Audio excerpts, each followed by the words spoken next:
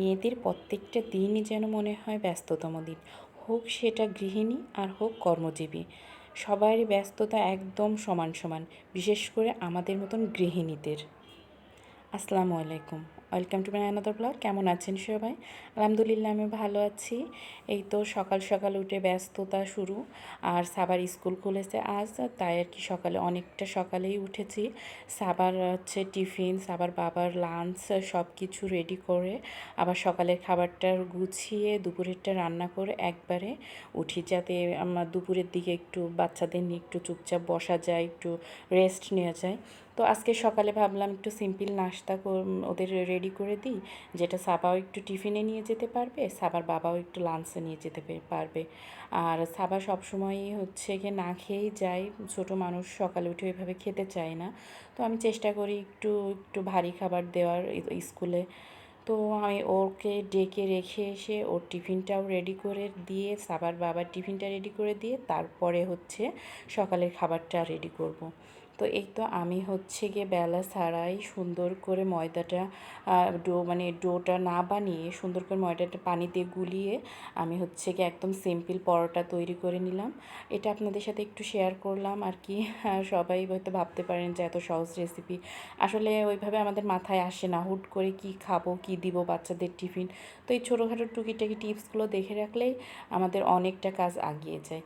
তো আমি এই যে বাটারটা দিয়ে দিলাম, মানে ময়দা একটু তেল আর একটু লবণ দিয়ে যে বাটারটা তৈরি করেছি সেটার তেলের উপর দিয়ে এমন গোলাকার আকৃতি দিয়ে দিলেই একদম পরোটার মতন হবে, আর কিছুটা ফুলেও থাকবে। আর এটা এত সফট হয়। তো এক পাশ হয়ে গেলে আর এক পাশ যখন হবে তখন আমি ডিমের গোলাটা দিয়ে দিব, তাহলে এটা একদম ডিম পরোটা টাইপেরও হয়ে যাবে।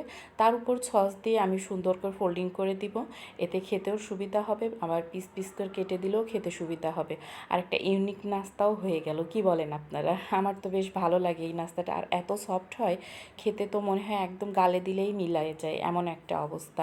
আর সকালে ছোটোখাটো বা শর্টকাট নাস্তার জন্য আমার তো এটাই ভালো লাগে।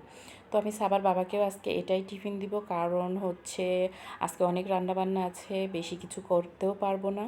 তো এই তো সবগুলো আমি একে একে এইভাবে করে নিয়ে আমি হচ্ছে শেষ করব রান্নাটা। আর এদিকে একটা বলে হচ্ছে পানি দিয়েছি, সেটা একটু গমের ময়দা দিয়ে নাড়াচাড়া করে নিব। হালকা গরম হয়ে গেলে এটা দিয়ে আমি হচ্ছে গমের যে রুটিটা, লাল রুটিটা বলে, ওটা করব।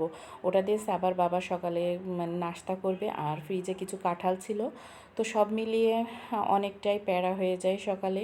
তো এই তো সাবার বাবার টিফিনটাও রেডি করে দিয়েছি, তার সে একদমই সিম্পল খাবার খায় দুপুরে। আর এই তো কিছু দিয়ে দিচ্ছে ড্রাই ফ্রুট, এটাই তার নাস্তা। তো এরপর হচ্ছে সাবার বাবা যাচ্ছে স্কুলে, সেটা আপনাদের সাথে একটু শেয়ার করলাম। আসলে অনেক উপরে 10 তলার উপর থেকে তোলা, তো ওইভাবে ঠিক পাওয়া যাচ্ছে না। তো যাই হোক, এবার সাবার বাবাও নাস্তা করে নিচ্ছে, সে সাবাকে দিয়ে এসে রেডি হয়ে কাঁঠাল আর রুটি দিয়ে খাচ্ছে, সাথে সারাও।